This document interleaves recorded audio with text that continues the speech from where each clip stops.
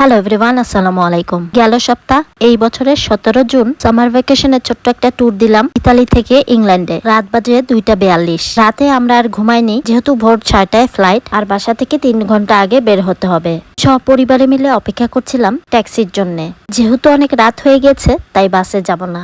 Normally আমরা Italy প্রবাসীরা Rome থেকে ইংল্যান্ডে গেলে শাম্পেনো এয়ারপোর্ট থেকেই যাই। আলহামদুলিল্লাহ শাম্পেনো এয়ারপোর্টে পৌঁছে গেলাম। ড্রাইভারকে ট্যাক্সি ভাড়া চুকিয়ে এইবার এয়ারপোর্টে এন্ট্রি করার পালা। গত বছর বাচ্চাদের পাপা ইংল্যান্ডে গিয়েছিল আমাদের ছাড়া একা। আমার ইতালিয়ান সিটিজেন পাওয়ার পর প্রথমবারের মতন আমি আর বাচ্চারা ইতালির বাইরে কোনো দেশে যাচ্ছি।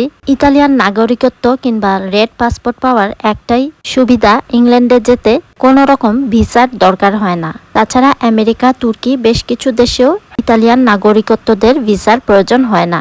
আমার ছেলেটা যেহেতু বিশেষ চাহিদা সম্পন্ন, তাই ওর জন্য এইবার স্পেশাল সার্ভিসটা নিয়েছিলাম। স্পেশাল সার্ভিসের একটাই সুবিধা, ছোট্ট একটা গাড়ি করে একদম প্লেনের ভিতরটায় লাগেজ সহ হেল্প করে দেয়। তাহলে আর প্লেনের লম্বা সিঁড়িটায় লাগেজ কিংবা ব্যাগ টানাটানি করার সেই টেনশন বা ঝামেলা হয় না। রোমের এয়ারপোর্টেও এই স্পেশাল সার্ভিসটা খুব ভালো পেয়েছি, মানে ওরা খুব সুন্দর সার্ভিস দিয়েছে।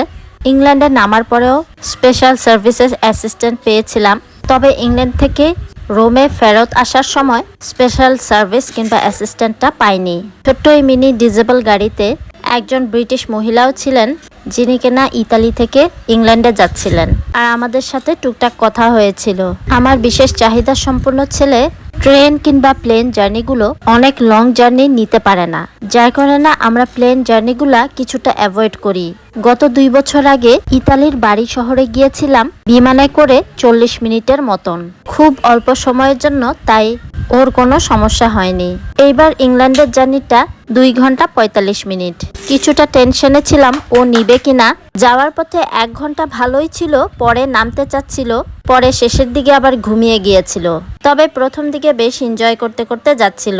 তবে প্লেন জার্নিটা যখন 8 থেকে 12 ঘন্টার মতন ডিরেক্ট ফ্লাইট হবে, তখন আমার ছেলেটা আর এত লম্বা সময় প্লেন জার্নিটা নিতে পারবে না। তাই যখন আমাদের সামর্থ্য বা সুযোগ হয়, অল্প সময়ের জন্য প্লেন জার্নিগুলো ওর জন্য প্রিফার করি। এদিকে আমার মেয়েটা ঘুমিয়ে গেছিল, তবে ছেলেটা একদম শেষের দিকে অল্প কিছুক্ষণের জন্য ঘুমিয়েছিল।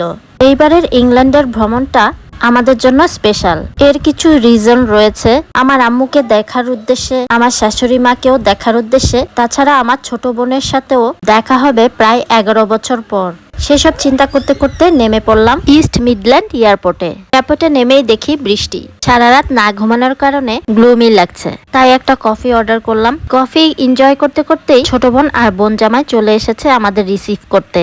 ইংল্যান্ডের বেশিরভাগ ট্যাক্সি ড্রাইভারগুলো ইন্ডিয়ান আর পাকিস্তানি হয়ে থাকে। গাড়িতে যেতে যেতে আশেপাশে 4-5টা দেখছিলাম। ছোট বোনের বাড়ি এসে ফ্রেশ হয়ে আম্মু আর ছোট বোন নাস্তা দিল। সবাই মিলে নাস্তা খেতে বসে পড়লাম। তখন বেলা বাজছিল সকাল 9:30টার মতন। আম্মু বুটের ডাল দিয়ে মুরগির মাংস করেছিল, তার সাথে পরোটা।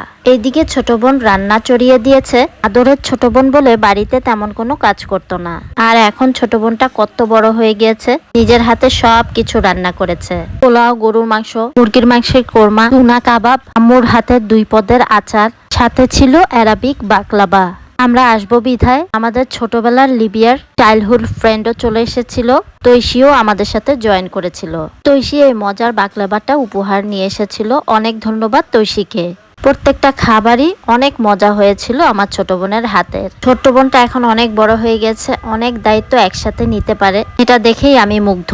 শেষ করে আম্মুর সাথে যে দেখা হলো, এটাই সবচেয়ে বড় ব্যাপার। গত বছর আম্মু ইতালিতে এসেছিল আমাদের কাছে, আর এই বছর ছোট বোনের কাছে। ইতালির পাশাপাশি গত বছর পর্তুগালেও আমার ছোট ভাইয়ের কাছে আম্মু বেরিয়ে এসেছিল। তবে এই বছর ছোট ভাই আমাদের সাথে আর জয়েন করতে পারেনি। খাবার খেতে খেতে সবাই গল্প করছিলাম, আর এইভাবেই কেটে গেল আমাদের দিনটা। সবাই প্রচন্ড টায়ার্ড, তাই সবাই রেস্ট করছিলাম। লেস্টার শহরে 3 দিন থাকবো, দেন বাকি 3 দিন লন্ডনে যাব। লেস্টার শহরে কোথায় কোথায় গেলাম ইনশাল্লাহ সামনের ব্লগে শেয়ার করব। সেই পর্যন্ত সবাই ভালো, সুস্থ, নিরাপদে থাকবেন। আমার ছোট্ট পরিবারের জন্য দোয়া করবেন। দেখা হবে নেক্সট ব্লগে। টিল দেন, আল্লাহ হাফেজ, আসসালামু আলাইকুম। Thanks for watching.